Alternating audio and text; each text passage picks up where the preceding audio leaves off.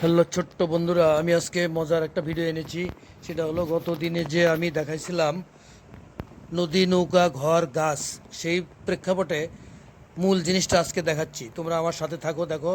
তোমরা ঘর আঁকা শিখছো, নদী আঁকা শিখছো, নৌকা আঁকা শিখছো, গাছ আঁকা শিখছো। তার মানে তোমরা দৃশ্য আঁকা একবারে কমপ্লিট শিখে গেছো। দেখো, ওই যে ঘর আঁকা শিখলে, ঘরটা আমি ওই পারে দিয়েছি। এবার আমি নৌকা দিচ্ছি নদীর মধ্যে। দেখো, নৌকা এঁকে দিলাম একটা। দেখো, ওই যে নৌকার উপরে একটা মানুষ দিয়ে দিলাম। এরপরে আমি গাছ দেব।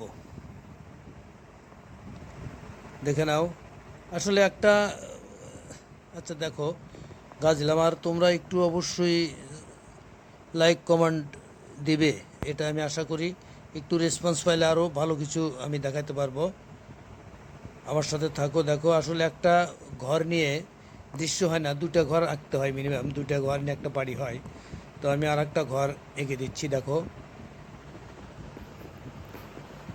দেখো, এই যে একটা দৃশ্য হয়ে গেল। একেবারেই সহজভাবে একটা দৃশ্য হয়ে গেল। তোমরা আসলে দৃশ্য আঁকা থেকে ভয় পাও, ভয় পাওয়ার কিছুই নাই। আমি পার্ট বাই পার্ট দেখালাম। নদী, নৌকা, ঘর, গাছ সব দিয়ে একটা দৃশ্য দেখালাম। ওকে, ধন্যবাদ, ভালো থেকো।